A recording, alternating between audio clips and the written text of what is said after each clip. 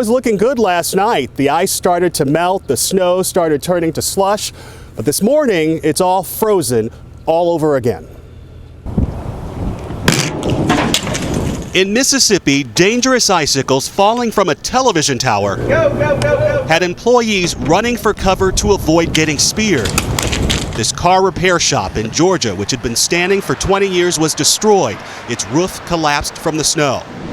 Highway officials closed a section of Interstate 20. Too much ice, paralyzing Georgia's $16 billion freight industry. Georgia needs to get their DOT men out here to get this done right. They don't know how to salt the highways and all. Outside the city, cars are creeping along these icy local roads. The roads are so bad in Atlanta, people who normally drive everywhere were walking to the few grocery stores that were open. We're both from Florida, so we don't know how to drive in this type of weather. Atlanta, Raleigh, Charlotte, in some places up to an inch of ice. This side street is a mess. Big rigs were sitting in bumper-to-bumper situations. A lot of the roads are like this quarter-inch thick ice that they'd be driving on.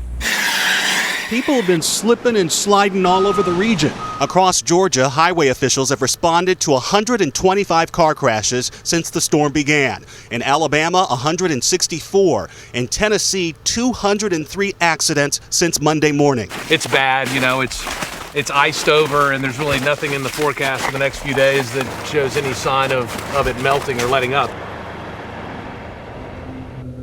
Cities across the South are trying to put their hands on salt and sand trucks. As Sam just reported, New York City has thousands, but here in Atlanta, just 58. And George, many of those came from somewhere else. Okay, Steve, thanks very much. We're going to look at the travel chaos hitting across the country right now, thanks to our smart screen right here. And our friends at FlightWise, you see, this is the travel pattern right now for across the country. Here in New York, almost 500 flights have been canceled since yesterday. Up in Boston, more than 200 flights, but it creates a ripple effect, and there's been 3,500 flights now canceled across the country because of these heavy cancellations in the Northeast. You also see on I-95, particularly around New York, and then as you head up through Connecticut and Massachusetts right now, a real slowdown there. And then finally, here in New York, as Sam mentioned before, there's been already 34 inches of snow. That's normally what we get in an entire year in New York, and it is blowing through.